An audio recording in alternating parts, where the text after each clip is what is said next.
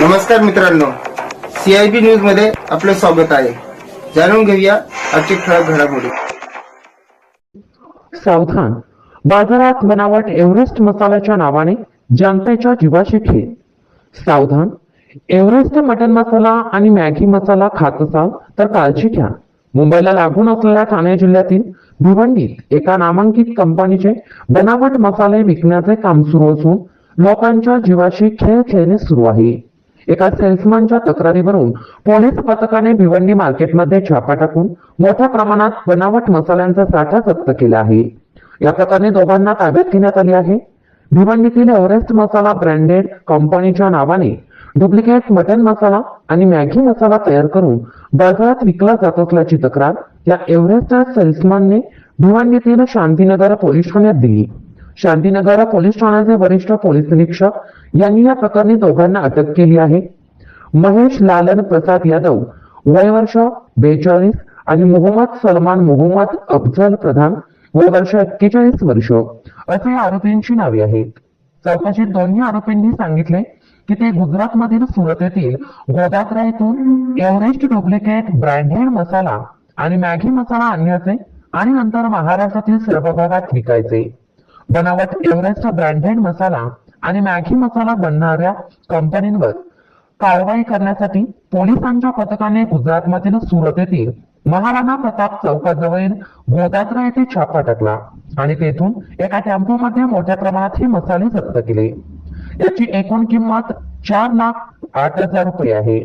Duplicate Everest mutton मसाला आणि Maggi मसाला यांच्यातील फरक म्हणजे पॅकेजिंगवर ब्रँडेड मसाल्यांवर लिहिलेले अक्षर मोठे आणि डुप्लिकेट एव्हरेस्ट मटन मसाला आणि मॅगी मसाल्यांमध्ये लिहिलेली अक्षरे लहान असल्यामुळे तुम्ही ब्रँडेड आणि डुप्लिकेट मध्ये फरक करू शकता. 17 मई को हमारे PSI गुगे और उनकी टीम ने एक टेम्पो में डुप्लीकेट एवरेस्ट मसाला और कुछ मैगी मसाला ऐसा सीज किया था और उसके बारे में एवरेस्ट कंपनी के सेल्समैन इन्होंने पुलिस स्टेशन में कंप्लेंट दर्ज किए थे. उसके तो 2 आरोपी के खिलाफ में धारा 420 और ये अपना कॉपीराइट एक्ट के तहत गुना दाखिल हुआ था.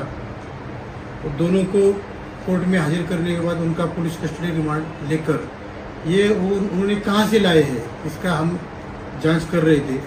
और इसकी इंक्वायरी में ऐसी माहिती मिली कि सूरत में एक आदमी वहाँ पे ये सब बना रहा है. तो हमारी टीम 2 दिन पहले सूरत गई थी. सूरत जाके उन्होंने तपास करके वहाँ पे जो लक्ष्मी नारायण सोसाइटी है गोदरा सूरत में, तो वहाँ पे जाके उन्होंने छापा मारा. तो वो वहाँ पे गाले में मशीन और वहाँ पे जो ये डुप्लीकेट मसाला बनाने के पूरा साहित्य मशीन के साथ में मिले. कुल मिला के वहाँ पे एक मशीन और ये मसाला डुप्लीकेट मसाला ऐसा 1.5 लाख का मुद्देमाल वहाँ पे सीज किया है.